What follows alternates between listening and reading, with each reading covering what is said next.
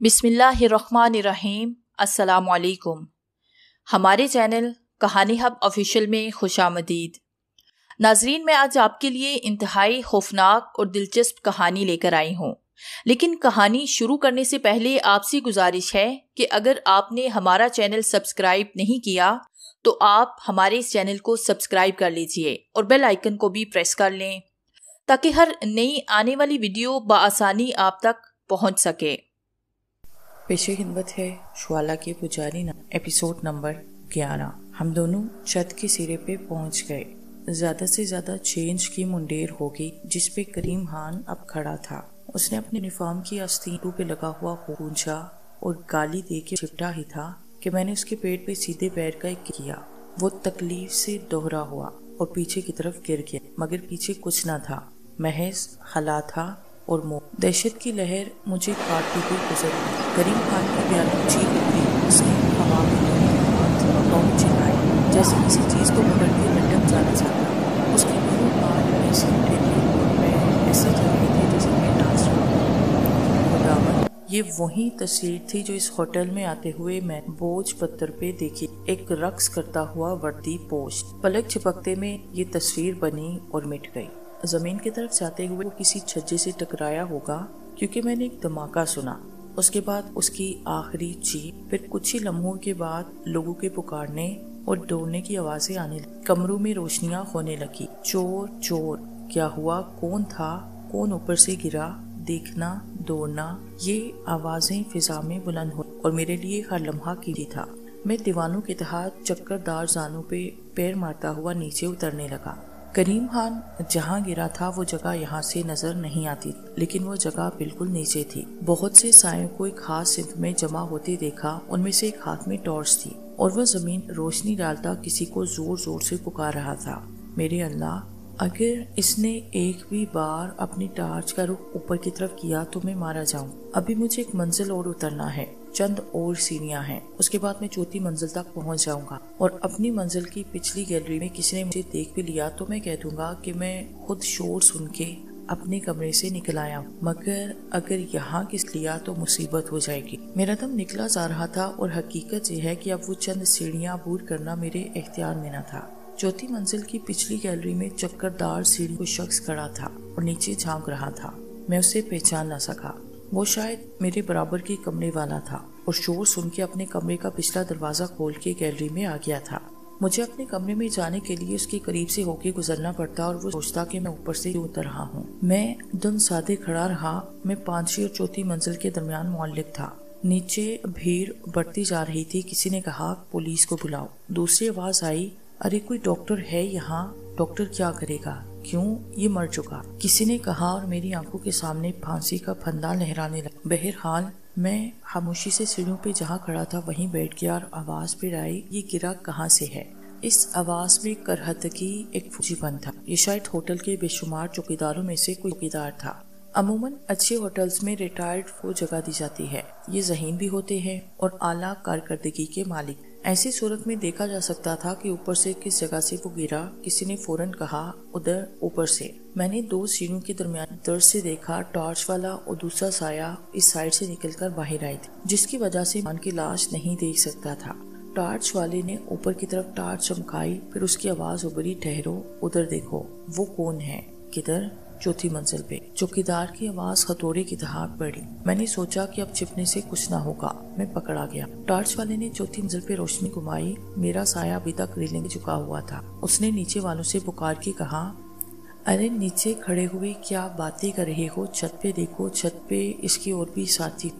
मैंने 2-3 आदमियों की आवाजें सुनी। टॉर्च वाले ने टॉर्च बुझाई। चौथी मंजिल पे इसे जो साया नजर आया वो होटल का मुअज़्ज़ज़ मेहमान। चौकीदार ने बेअदब से कहा, सर आप अपने कमरे में जाएं, हम देख। मेरे दोस्ती ने ज़ेरे लफ्ज़ कहा और वहाँ से हट गया क्योंकि मैं दरवाजा बंद होने की आवाज सुनी। नीचे चौकीदार अपनी फौज जमा कर रहा था और टॉर्च वाला नीचे से हट गया था, मगर उसकी आवाजें अब भी आ रही। यही मौका है, मैंने सोचा। मिनट भर मैं वो छत पे जाने के लिए इस फायर एस्केप पे चढ़ना शुरू कर दिया। میں بے آواز قدم رکھتا یہ چند سیڑھیاں اتر کے اپنی گیلری میں آیا اور پھر یہاں سے اپنے کمرے کے محفوظ چار دیواری میں پہنچنا لمحے بھر کی بات تھی۔ یہ خطرہ میں نے خطرے کے بالکل سر پہ پہنچ جانے کے بعد مول لیا تھا، لیکن بہرحال اس وقت تقدیر ساتھ دے رہی تھی، چنانچہ میں اپنے کمرے میں پہنچا۔ کمرے میں آنے کے بعد میں نے اپنے دروازے کو بند کیا اور سانس روکے فرش کے پہ چلنے والے قدموں کی آوازیں سننے لگا۔ میں نے سوچا کہ ابھی روشنی نہ جلاؤں، چوکیداروں کی فوج منزل پہ پہنچے گی تو ان کے قدموں کے شور سے جیسے میری آنکھ کھل جائے گی اور میں روشنی جلا کے یہ معلوم کرنے کی کوشش کروں کہ فائر اسکیپ پہ یہ دھما چوکڑی کیسی مچی ہے۔ ایک لمحے کے اندر میں نے پورا منصوبہ تیار کر لیا۔ میری خوش قسمتی تھی کہ خطرہ فوری طور پہ ٹل گیا اور مجھے احساس ہوا کہ میری رخسار کی ہڈی سلگ رہی ہے اور سلیپنگ سوٹ کی کالر پہ کچھ چپچپاہٹ سی ہے۔ میں دروازے سے ہٹ کر سیدھا غسل خانے میں پہنچا۔ روشنی جلا کے سیدھا آئینے کے سامنے کھڑا ہوا تو دیکھا کہ بائیں نیچے رخسار کا گوشت پھٹ گیا ہے، تقریباً 1 انچ کا زخم تھا۔ خون زیادہ نہیں بہا مگر گال سوجنے لگا۔ میں نے شیونگ کے سامان سے آفٹر شیو نکالا، پھر زخم پہ ہلکا ہلکا اسپرے کرنے لگا۔ میرے سر اس قدر جلن ہوئی کہ میری آنکھوں میں آنسو آ گئے، لیکن خون رسنا بند ہو گیا۔ پھر میں نے تھوڑا سا پاؤڈر لگا کے شب خوابی کے کپڑے غسل خانے میں اتار پھینکے اور کمرے میں آ کے روشنی جلا لی۔ باہر کوریڈور کھلنے والا دروازہ بھرا ہوا تھا، میں نے کنڈی لگا دی۔ ہم اوپر جاتے ہوئے کمبل اور 2 تکیے لے گئے تھے۔ عالیہ نے کمرے سے جاتے ہوئے میرا کمبل اور تکیہ قالین پہ پھینک دیا اور باہر نکل گئی۔ بہر اس کی غیر دماغی کا قائل ہو، کمال کی لڑکی، اتنی چھوٹی سی عمر میں اس قدر ماہر ہو چکی تھی، لیکن ایک بار پھر میرے پورے بدن میں سرد لہریں دوڑ گئی۔ میرے خدا، میں نے کانپتے ہوئے ہاتھوں سے کمبل اٹھا کے جھٹکا۔ میں ایک بار پھر اپنے گلے میں رسی کا بندھا محسوس کرنے لگا۔ عالیہ کمبل کے ساتھ ایک تکیہ بھی اٹھا کر لائی تھی اور دوسرا تکیہ چھت پہ ہی چھوڑ آئی تھی۔ میں نے کمبل کو دوسری بار جھاڑا، تکیے کو اٹھا کے دیکھا، اس کے ریشمی غلاف پہ ہوٹل کا مونوگرام اور کمرے کا نمبر گڑا ہوا تھا۔ یقیناً چھت پہ پڑے تکیے پہ بھی یہ نشان ہوگا اور وہ اب چھت پہ پہنچ چکے ہوں گے اور تھوڑی دیر میں میرے کمرے کو گھیر لیں گے۔ اس کے بعد پولیس اسٹیشن، مقدمہ، پھانسی۔ میں نے پاگلوں کی طرح کمرے میں نظر دوڑائی۔ دوسرے تکیے کا واقعی پتہ نہ تھا۔ میں نے خود کو جھوٹی تسلی دینے کے لیے کہا، ہو سکتا ہے عالیہ اسے اپنے ساتھ لے گئی ہو، لیکن پھر خود ہی میں نے اس احمقانہ خیال کو مسترد کیا۔ تکیہ یقیناً ابھی تک چھت پہ پڑا ہوا یا پھر سیڑھیوں پہ رہ گیا، مگر نہیں، سیڑھیوں پہ کچھ نہ تھا۔ میرے کمرے کا ایک تکیہ ابھی تک چھت پہ تھا۔ فائر اسکیپ کی سیڑھیوں پہ برابر لوگ آ جا رہے، لیکن نہیں۔ مجھے اچھے سے یاد ہے کہ اگر تکیہ سیڑھیوں پہ ہوتا تو اس پہ ضرور میری نظر پڑتی۔ یقیناً وہ چھت پہ رہ گیا۔ ایک بار پھر میں نے دروازے پہ کان لگا کے سنا، کوئی کہہ رہا تھا پولیس آ گئی، مگر چھت پہ تو چوکیدار چڑھے ہوئے ہیں۔ ہاں، پولیس ان سے بھی نیچے اترنے کے لیے کہہ رہی ہے۔ پولیس کی برق رفتاری بھی میرے لیے حیران کن تھی، اور واقعی پولیس جس تیزی سے کام کرتی ہے، اس حساب سے 10-15 منٹ میری تلاش شروع ہو جائے گی۔ اب ایک ہی رستہ ہے، صرف ایک رستہ، اور وہ یہ کہ میں یہاں سے فرار ہو جاؤں۔ میرا دل ڈوبنے لگا۔ میں نے مایوسی سے ہاتھ ملتے ہوئے سوچا کہ کیا میری تقدیر میں یہی سب کچھ لکھا ہے کہ ایک مشکل سے چھٹکارا پاؤں تو دوسری مشکل میں پڑ جاؤں۔ اب اور کچھ نہیں ہو سکتا سوائے اس کے کہ نکل جاؤں۔ میں نے جلدی جلدی سوٹ کیس کھولے، جس قدر بھی نقد رقم اور قیمتی میرے پاس تھی وہ ایک بیگ میں ڈالی اور اس کے بعد وہاں سے نکل گیا۔ بمبئی جیسے زبردست شہر میں جہاں قدم قدم قطروں اور چوروں سے وابستہ پڑتا ہے، اس مال و زر اور جواہرات کو بچانا ضروری تھا۔ میرے پاس اس وقت بہت بڑی رقم تھی، اس کے علاوہ کچھ جواہرات تھے جو میں نے بڑی حفاظت سے اپنے لباس میں محفوظ کیے۔ ویسٹ پہننے کے بعد میں نے کپڑے پہنے اور وہ سب کاغذات جن سے میری شناخت ہو سکتی تھی، یا بمبئی یا اس کے بعد سیتا گری یا کلکتے میں میرا سراغ لگایا جا سکتا تھا، یہ سارے کے سارے کاغذات میں نے جیبوں میں ٹھونس لیے۔ اب مجھے یہ فکر ہوئی کہ آنکھ کے نیچے جو چوٹ آئی ہے اسے کیسے چھپایا جائے۔ ایک سوٹ کیس میں بینڈیج کا سامان موجود تھا۔ بینڈیج نکال کے میں نے اپنے چہرے کی مرمت شروع کر دی۔ خون بہنا تو بند ہوا۔ اس کے بعد میں نے کمرے کی روشنی جلائی اور کوریڈور میں نکل آیا۔ ہوٹل کے ملازمین تیزی سے ادھر ادھر آ جا رہے تھے۔ میں نے ہوٹل میں موجود چند لوگوں کو دیکھا جو اس شور و غل اور ہنگامے کے بارے میں معلومات کرنے نکل آئے تھے، چنانچہ میں بھی ان میں شامل ہوا۔ ان میں سے کہہ رہا تھا، پتہ نہیں کیا ہوا، کچھ پتہ نہیں چل رہا، شاید کوئی چور گھس آیا ہے۔ میں نے پورٹر کی آوازیں سنی تھی۔ میں نے خود بھی تبصرہ کیا اور آگے بڑھنے لگا۔ میں نے اپنی گال پہ رومال رکھا۔ تھوڑے فاصلے پہ میں نے شخص کو دیکھا جو میرا پڑوسی تھا اور عقبی گیلری میں ریلنگ پہ جھکا ہوا تھا۔ وہ میرے برابر آ کے کھڑا ہوا اور بڑے زور و شور سے بتانے لگا کہ کہ کیسے اس نے پچھلی گیلری سے کسی کو بھاگتے ہوئے دیکھا اور پھر گرنے والے کی چیخ سنی۔ یہ اگر سچ ہو رہا ہے اس نے عالیہ کو دیکھا، اسے بتانا چاہیے کہ وہ شخص میرے کمرے میں داخل ہوا ہے۔ میں نے اس سے کہا آپ نے اسے بھاگتے ہوئے دیکھا تھا، مگر وہ گیا کہاں؟ یہی تو پتا نہیں، اس نے کہا۔ ظاہر ہے آپ فوری طور پر باہر نہ نکلے ہوئے ہوں گے۔ میں نے پہلے اس کی آواز سنی مگر اسے دیکھا نہیں۔ اس نے آہ کر سچ اگل دیا اور میں نے سکون کی گہری سانس لی۔ ہم 4 آدمی لفٹ سے اتر کے لابی میں آئے۔ پولیس والوں نے ابتدائی کارروائی شروع کر دی مگر ابھی تک ہوٹل سے باہر جانے والے مہمانوں پہ پابندی نہیں لگائی گئی۔ میں جس قدر ممکن ہوتا یہ ہوٹل چھوڑ دیتا، لیکن میرے برابر کے کمرے والا موقع واردات پہ جانا چاہتا تھا۔ وہ اتنی سی دیر میں تکلف ہو گیا۔ میرا بازو پکڑ کے اس نے کہا آئیے ذرا ہوٹل کے پچھلے حصے میں چلتے ہیں، دیکھو تو صحیح اوپر سے کون گرا۔ دل تو میرا یہ چاہ رہا تھا کہ اس گدھے کی گردن توڑ دوں، مگر ظاہر ہے یہ بھی ممکن نہیں۔ اس وقت تو میری دلی خواہش تھی کہ میں دوڑتا ہوا ہوٹل کے صدر دروازے سے باہر نکل جاؤں۔ ایک منٹ ایک صدی کی طرح گزر رہا تھا۔ میں نے بیزاری سے کہا کہ مجھے لاش دیکھنے میں کوئی دلچسپی نہیں۔ آئیے تو صحیح جناب، ذرا دیکھیے تو صحیح۔ بھائی میں دل کا مریض ہوں اور کسی بھی ایسی چیز کو دیکھ کر میری طبیعت خراب ہو جاتی ہے۔ اچھا یہ بات ہے، اس نے یہ کہا اور ریسٹورنٹ کی طرف مڑ گیا۔ میں خود بھی وہاں سے آگے بڑھا۔ وہ شخص اب دوسروں کی طرف متوجہ ہوا۔ روشنی ابھی تک پھیلی نہ تھی لیکن اندازہ یہ تھا کہ تھوڑی دیر میں صبح ہو جائے گی۔ میں نے ریسٹورنٹ کے کاؤنٹر پہ جا کے ڈسپرین کی گولیاں مانگی۔ دراصل میں یہ دیکھنا چاہتا تھا کہ سوئمنگ پول کا راستہ کھلا ہے یا بند۔ اس طرف سے کمپاؤنڈ کی چھوٹی دیوار پھلانگ کے فرار ہونے کو آسانی، لیکن بدنصیبی دروازہ بند تھا اور کاؤنٹر والے کے پاس درد کی گولیاں نہیں۔ میں نے سوچا کہ اب صدر دروازے سے نکلنے کے علاوہ اور کوئی چارہ نہیں، مگر لابی میں وہی کتا کھڑا ہوا تھا، یعنی میرا نامعقول پڑوسی۔ میں کچھ دیر تک وہاں کھڑا رہا تاکہ یہ لوگ لابی سے ہٹ جائیں، تب میں ہوٹل سے باہر نکلا۔ اچانک میرا کلیجہ اچھل کے خلق میں آیا۔ سامنے سے ایک پولیس آفیسر آ رہا تھا، لیکن اس وقت میرے اس پڑوسی نے میرے ساتھ بڑا ہی بہترین سلوک کیا۔ وہ پولیس افسر کے راستے میں آیا، اسے غالباً اپنی معلومات کے بارے میں بتانے لگا۔ پھر وہ باتیں کرتے ہوئے اس طرف مڑے جہاں سے ہوٹل کے پچھلے حصے پہ راستہ جاتا تھا۔ اب موقع تھا کہ میں ان کے جاتے ہی تیزی سے دروازے کی جانب بڑھوں، لیکن پھر مجھے خیال ہوا کہ مجھے تیزی دکھانی نہیں چاہیے ورنہ وہ لوگ میری طرف متوجہ ہو جائیں گے۔ میں نے اپنی رفتار ہلکی کی، ٹہلتا ہوا صدر دروازے کی طرف چل پڑا۔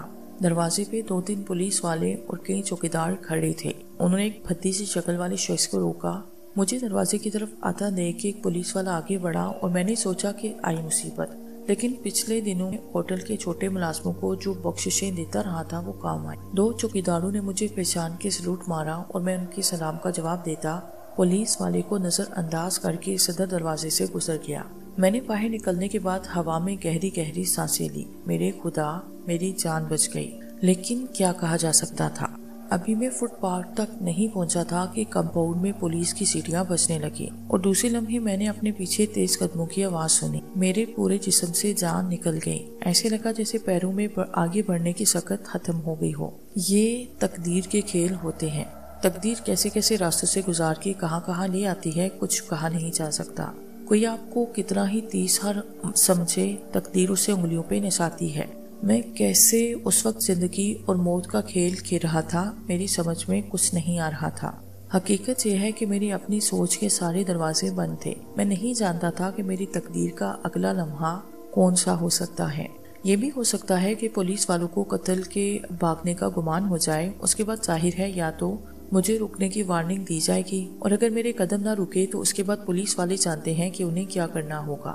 میں اپنی تقدیر کے فیصلے کا انتظار کرنے لگا جو ایک لمحے کے اندر اندر ہونے والا تھا۔ پیچھے سیٹیاں بج رہی تھی، لیکن پھر نہ جانے کیا ہوا، سیٹیاں بند ہوئی، البتہ میں کسی کار کی ہیڈ لائٹ میں نمایاں ہو گیا تھا۔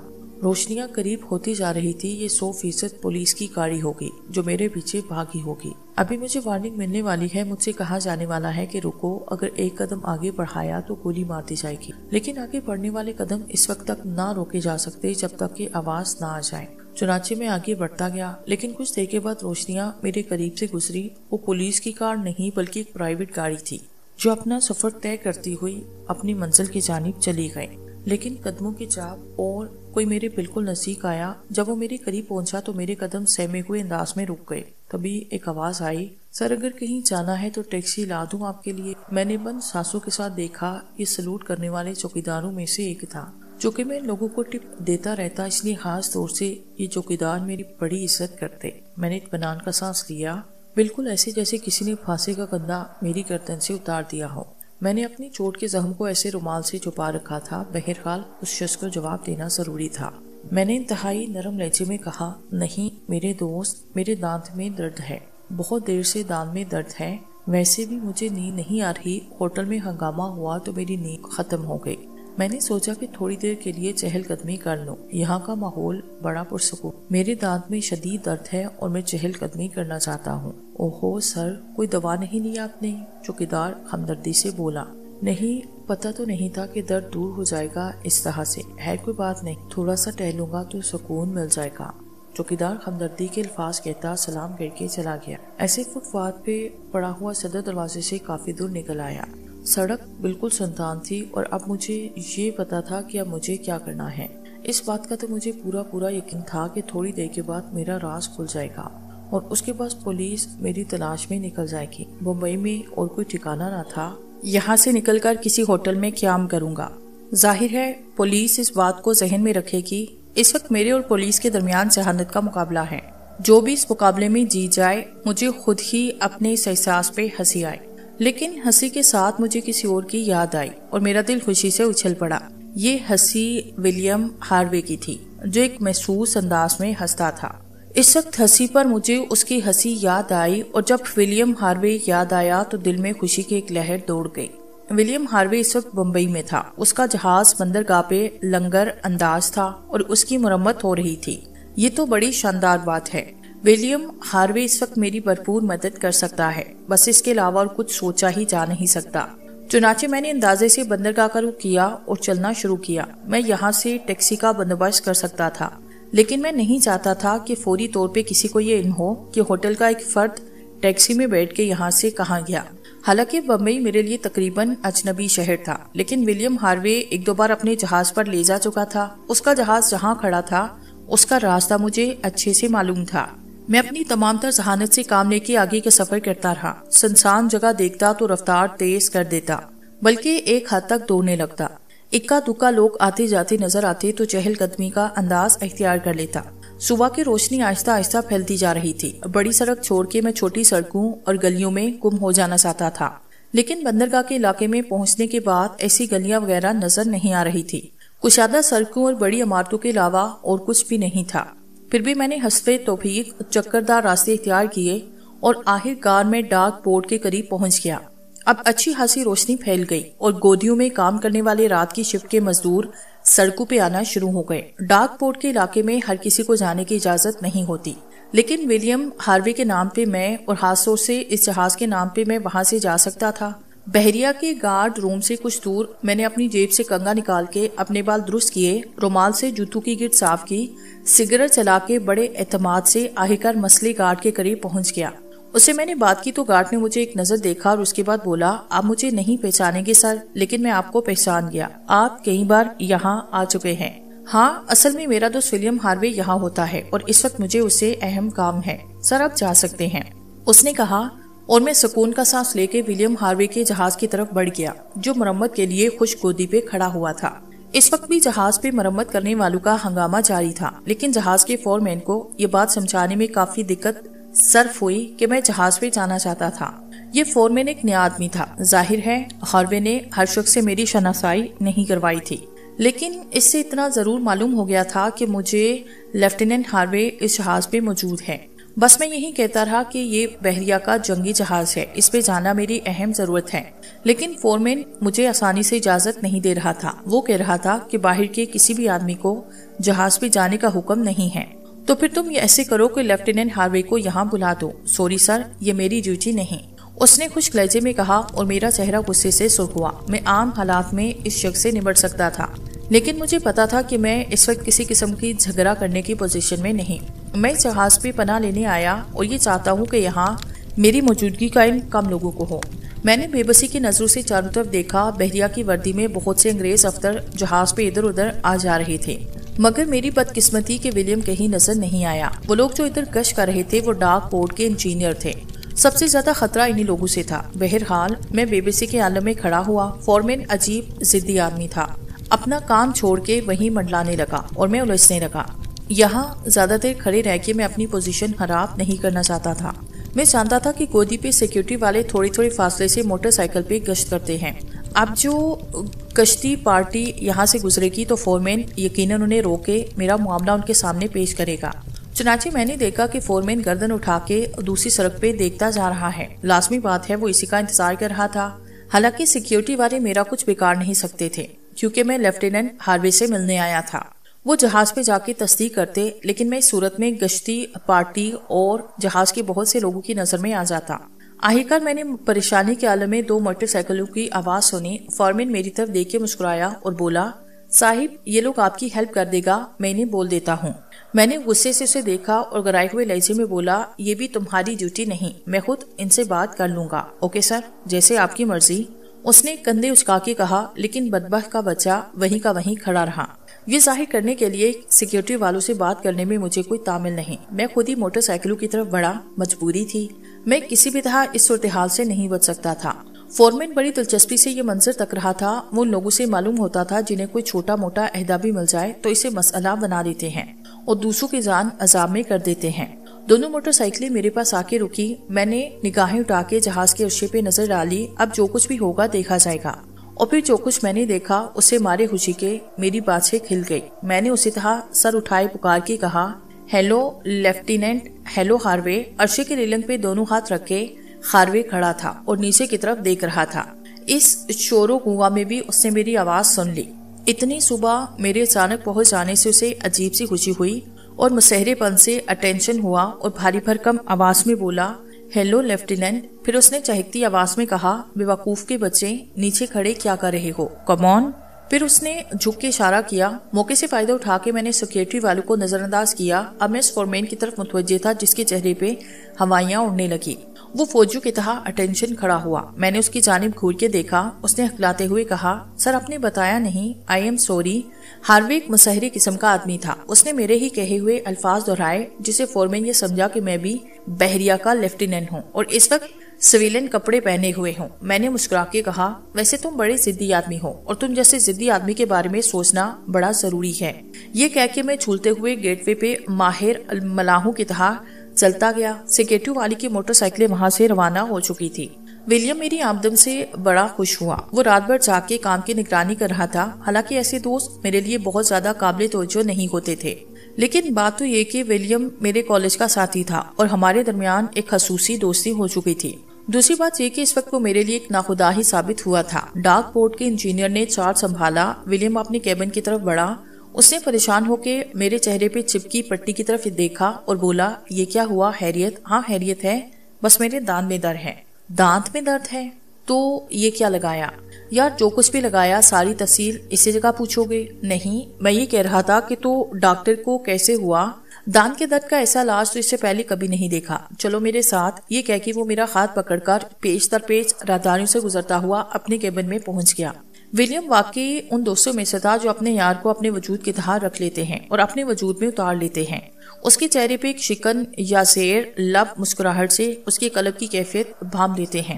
بہرحال اس وقت ولیم کے لیے میں جو بھی کہوں کم ہے۔ وہ بڑا اچھا دوست تھا۔ کیبن کا دروازہ بند ہوتے ہی ولیم کا چہکنا بند ہوا۔ اس کے چہرے پہ سنجیدگی طاری ہو گئی۔ اس نے کہا، بتاؤ مجھے کیا پریشانی ہے؟ میں اچانک اس کے بدلے ہوئے انداز میں پریشان ہوا۔ ابھی میں نے اسے کوئی بات بتائی نہیں۔ پیدا ہاؤس کا قصہ، اپنے کیریئر کی تباہی، اس کے بعد یہ آخری کیل جو میرے تابوت میں ٹھک گئی، اور کچھ نہیں تو کم از کم اس حد تک بتا دینا بڑا ضروری تھا کیونکہ مجھے اس سے مدد لینی تھی۔ میں نے اس سے کہا، ہاروے میرے دانت میں درد نہیں، اس کا اندازہ تو مجھے ہو گیا ہے۔ وہ سنجیدگی سے بولا، تو پھر تم پہلے میری سہم کی ڈریسنگ کرو، اس کے بعد مجھے ناشتہ کرواؤ، پھر میں تمہیں اس کے بارے میں مزید تفصیل بتاؤں گا، ٹھیک ہے؟ ولیم ہاروے نے کہا۔ اس کے بعد وہ فرسٹ ایڈ باکس نکال کے میرے سہم کی بینڈیج میں مصروف ہو گیا، لیکن اب اس کے اندر وہ کھلنڈرا پن نہیں تھا بلکہ اس کی جگہ ایک تجسس نے لے لی تھی۔ کچھ دیر کے بعد اس نے ناشتے کا بندوبست کیا۔ اس طرح مجھے موقع ملا، میں نے ذہن میں کہانی ترتیب دے لی، یہ فیصلہ کیا کہ بھوج پتر کا ذکر میں اس سے نہیں کروں گا، لیکن باقی ساری کہانی اسے ضرور سناؤں گا۔ چنانچہ ناشتے کے دوران میں نے اسے کلکتے سے ممبئی تک کی پوری داستان سنائی۔ ہاروے کی ساری خوشی ختم ہو گئی۔ اس کے چہرے پہ ایک عجیب سی کیفیت پھیلی ہوئی تھی کیونکہ بہرحال یہ ایک مجرم کی داستان تھی۔ विलियम के सहमो गुमान में भी नहीं था कि इस कदर जल्दी मेरी जिंदगी में ऐसे इनकलाब आ जाएंगे। फिर विलियम भी राहबों की जिंदगी नहीं गुजारता था, उसके भी मामलात थे। लड़कियां और शराब जैसी चीजें उसकी जिंदगी का अहम हिस्सा थी, खास तौर से इसलिए भी कि वो एक यूरोपियन था। लेकिन एलिस फेवरी का वाकया, उसके बाद करीम खान का कत्ल 100% ये कत्ल ही था। अगरचे विलियम इसे हादसा कह रहा था, लेकिन बहरहाल ये बातें ऐसी थी कि विलियम बहुत देर तक सन्नाटे में रहा। मुझे उसकी खामोशी से वहशत होने लगी। अगर अपनी मुलाजमत की मजबूरियों को देखते हुए उसे मुझे जहाज पे पनाह देने से परहेज किया तो मुझे क्या करना चाहिए। और आखिरी फैसला मैंने यही किया कि इस सिलसिले में मैं अपने दोस्त को बहुत ज्यादा परेशान नहीं करूंगा। एक ऐसे मुजरिम को जिसे इस वक्त मुंबई की पुलिस पूरी तरह से तलाश कर रही होगी। अगर वो पनाह नहीं देना चाहता तो इसमें इसका कोई कसूर नहीं। मैं अगर खुद भी इसकी जगह होता तो शायद इस सिलसिले में खासी पसो पेश करना पड़ती। बहरहाल ये कोई ऐसी बात नहीं, देखूंगा तकदीर तो इसके बाद भी बाकी रहती है और फैसला आखिरकार तकदीर करती है। लेकिन एक लम्हे के अंदर मुझे महसूस हुआ जैसे विलियम ने मेरे चेहरे के तासरात पढ़ लिए हैं। वो मेरे ख्यालात को समझ गया। उसके बाद उसकी आवाज उभरी, डियर हाकान, मुझे गलत मत समझना। तुम अपने दिल की गहराइयों में ये यकीन रखते हो कि अगर मुझे इस वक्त वर्दी उतार के तुम्हारे साथ फरार होने की जरूरत पेश आई तो मैं एक लम्हे की देर किए बगैर वर्दी पहन के तुम्हारे साथ चल पड़ूंगा। बात ये नहीं जो इस वक्त तुम समझ रहे हो। मैंने तुम्हारे चेहरे से तुम्हारी कैफियत का अंदाजा लगा लिया। मैं सोच रहा हूँ, हर पहलू पे गौर कर रहा हूँ, मैं जरा फैसला कर रहा हूँ। बहरहाल तुम्हें इस जहाज में इस वक्त तक रहना है जब तक हम इससे बेहतर कोई इंतजाम ना कर लें। मैं इस वक्त तक इस जहाज का, उसे केबिन की दीवार पे हाथ मारा और बोला, वाहिद जिम्मेदार अफसर हूँ। कम से कम 15 दिन तक हमें इस गोदी पे रह के काम करना है। ये 15 दिन तो मेरे जहाज में गुजारो, बात की बात में देखी जाएगी। मैंने ममनूनियत से हार्वे का चेहरा देखा। वो मेरे शानों पे हाथ रखता हुआ बोला, तो मुझे सिर्फ एक दोस्त ही समझो। यूँ समझो कि मैं इस वक्त तुम्हारी हर मुश्किल का एक हिस्सा हूँ। असल में मैं तुम्हारा 24 घंटे का प्रोग्राम तरतीब दे रहा हूँ। जहाज का चार्ज होने की बिना पे कैप्टन की वापसी तक मुझे बुर्ज पे कैप्टन के केबिन में रहने का हक हासिल है। वहाँ मुरम्मत का काम खत्म हो चुका है। डाक बोर्ड का अमला अपने काम से सरोकार रखता है।